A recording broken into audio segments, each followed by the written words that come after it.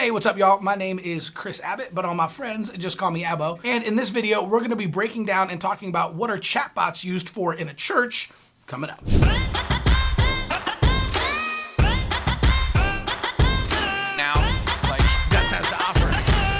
Hey, what's up, y'all? Welcome back. We're going to be talking about one of my very favorite subjects and one of my favorite tools right now in order to be able to get the word out about your church and actually do ministry, not marketing, right? Actually reaching people where they're at and doing ministry at scale. And that's with something called chatbots. So if you are watching this video, straight up kudos to you, because that means you are probably searching for how to use chatbots and you've heard this a little bit and now you're trying to search out a way to actually use this for your church. So that's exactly what we're going to talk about here. We're going to talk about some uses on how you can use chatbots. I'm going to show you exactly how to build a chatbot. And then I'm also going to break down for you a strategy that has been working for churches all over the nation using chatbots and has actually brought in over 7,000 new families to churches in the last 18 months. So let's dive in. All right, so first off, what exactly is a chatbot, right? It's kind of one of those weird words that you kind of hear, but you don't really know what it means, kind of like the cloud when that first came out years ago, right? But at its core, a chatbot is simply a series of automated responses that live inside of Facebook,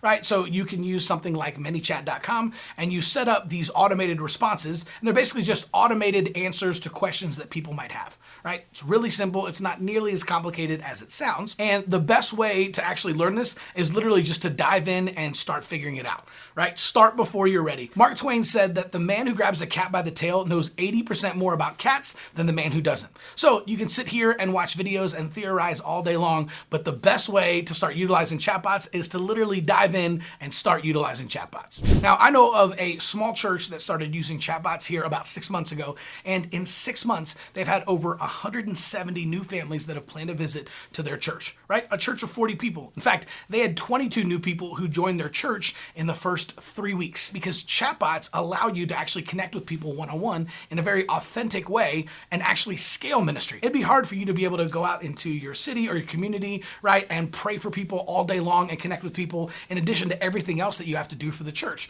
right? Because you're probably the primary caregiver too, right? Like you're doing all the weddings and all the funerals and you got to prep for your sermon on Sunday and you're doing all the hospital visits, right? And you're also organizing small groups, right? And you're cleaning the church. You've got so many things going on. It's just not practical for you to be able to be out in the city every single day, all day, just talking to people and inviting people to church. That's why chatbots are so powerful, because they can literally be working for you on your behalf, inviting people to church and connecting with them 24 hours a day, even while you're sleeping. Okay, so let's talk about a strategy on how to build a chatbot and then exactly how you can use it to attract new visitors. And the strategy that I'm about to show to you actually helped a church of 15 grow to 50 in only 2 months, a church of 60 grow to 110 in 3 months, and a church of 80 grow to 150 in only 6 months. So let's dive in, and I'm going to show you 6 tips on how to create a chatbot. All right, so number 1, what is your end goal? Right? Before you even start building a chatbot, you need to actually ask yourself, what is it that you're trying to get people to do? Are you trying to get them to plan a visit? Are you trying to get them to register for a marriage conference or maybe show up to your men's meeting, right? But it's really important to ask yourself first, what is the action that we're trying to get people to take? All right, number 2, what is the hook, right? So this is kind of the offer. Well, how are you trying to hook people and bring them in? So one of the things that I do when I set this up for churches is sometimes we'll do like a prayer ad where we ask people how we can pray for them. Sometimes we'll set up a quiz like, hey, are you confused about how to find your calling? So take our free Find Your Calling quiz, or we might have people sign up for a 21-day marriage challenge. So figure out what is your hook and what exactly are you offering people, and then you can head on to step 3. All right, step 3, now that you know what your end goal is and the action that you want people to take, and you have a hook, let's say it's how can I pray for you? Now it's time to whiteboard the entire chatbot. So I promise this will save you hours and hours of time if you do this first, right? What most people do is they want to dive into the chatbot and just start building it, right? But what happens is you need a blueprint first. And I'm telling you, I made this mistake for a really long time before I figured out the best way to do this is actually just to stand in front of a whiteboard and write out the entire chatbot. So what's going to happen is you can literally write out the very first message they're going to get when they first send you a message, right? It's going to kick off that message. What should that welcome message look like? So let's say that welcome message just says, hey, John, thanks for reaching out. How can I pray for you this week?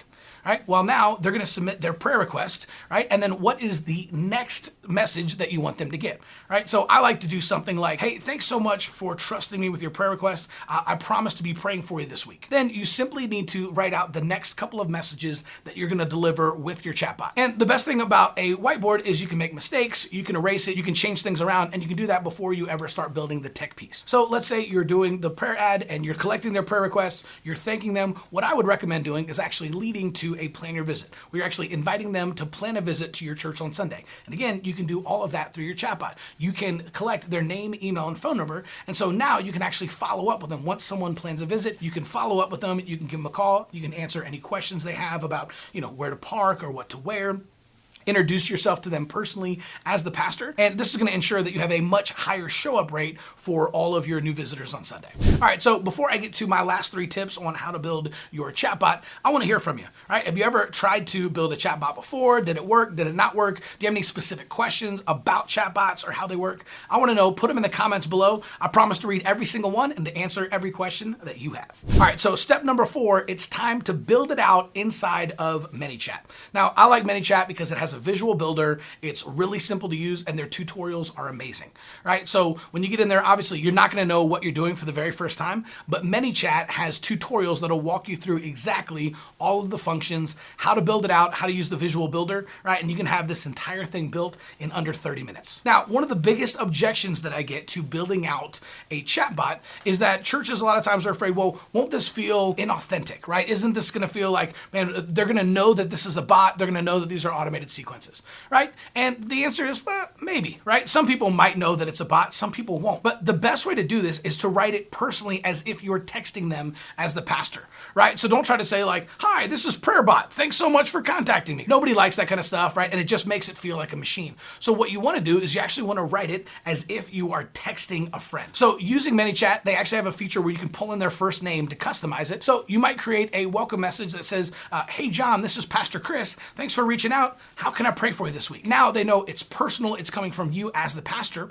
right? And then you're having a simple conversation with them and you're writing this conversationally, again, as if you're sending a text message to a friend. And one of the cool things that ManyChat will allow you to do is actually build in a delay to your responses so it feels more authentic. So the same way that if you're texting a friend on an iPhone and they get like the 3 dots as they're like typing their response, you can actually set that same thing up inside of ManyChat. So maybe they send their prayer request and then you can actually set it to wait 5 seconds and they'll get the little dots as if you're replying, and then it'll deliver your next message, even though it's automated. What I would do is if it's a short answer, maybe wait 3 seconds. If it's a longer answer, you might want to wait 5 to 7 seconds, but this is just going to make it feel a lot more authentic whenever you deliver the next message, right? And I would do this between every single message, just a little bit of a delay so it doesn't feel like you're just going poof and delivering every single message right away, right? As if you're actually authentically texting it and sending it to them. It's gonna make the conversation feel a lot more authentic and intimate. All right, now number 5, test it.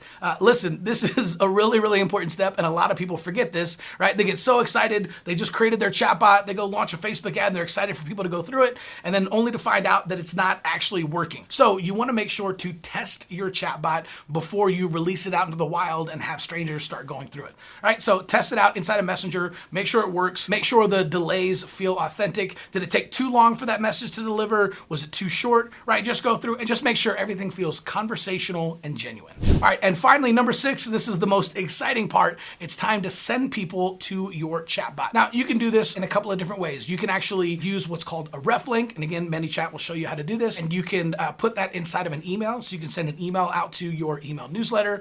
You can post it on social media, right? And just simply ask the people in your church or that are looking at your page, how can we pray for you this week? And then use that ref link for them to kick off the chatbot. Or my personal favorite way is you can actually use targeted Facebook and Instagram ads, and you can literally just drop a pin on your church and then send that ad out to everyone within driving distance of your church. So for my church, that's about 15 miles, right? For you, it might be 8 to 10, or it might be 30 or 40, depending on if you're in a rural area. But the most important part is just to leave the targeting wide open and target everyone between the ages of 18 and 65 plus who live within driving distance of your church, and you're going to take them from your Facebook ad into Facebook Messenger and kick off your brand new chatbot. All right, so we just walked you through exactly how to build a chatbot, but if you're not that techie, or if you're just like, listen, Abbo, I don't want to learn another thing and go build this, and you'd rather just have us set this up for you, then head on over to churchgrowthagency.com or click on the link in the description below, and let's hop on a free strategy call and talk about what this would look like in order for us to customize the strategy for your church,